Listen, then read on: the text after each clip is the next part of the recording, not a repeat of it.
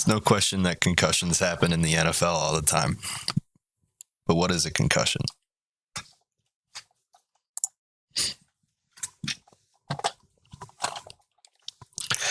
A concussion is a brain injury caused by a blow to the head that makes the head or the brain move rapidly back and forth.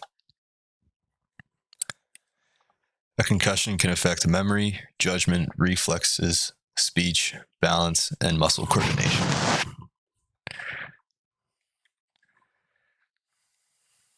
Concussions affect all players in the NFL, from quarterbacks, wide receivers, linemen, and even kickers. Cornerbacks are the most likely to get a concussion.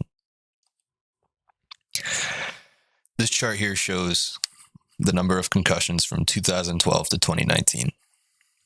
The lowest being 206 and the highest being 281.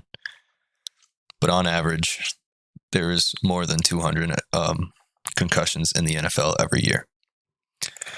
The lighter blue line shows concussions in practice, and the darker blue line shows concussions in games. There were only 187 concussions in the NFL in 2021. So what are they doing right? Well, a lot of players are forced to wear new helmets, like this one, that help lower the amount of the help lower. Hold on.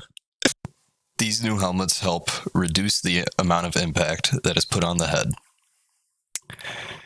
And a lot of the players in practice are forced to wear helmet pads, such as these, that help reduce the amount of impact on the head.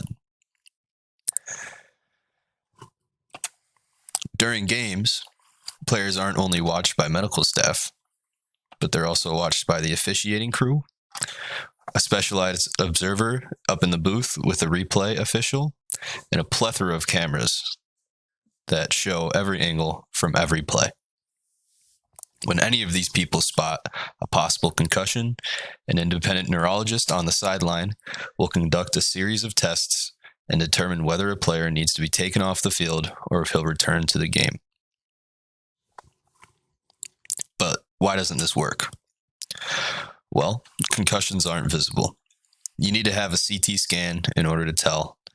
A CT scan, an MRI, or a X-ray in order to tell.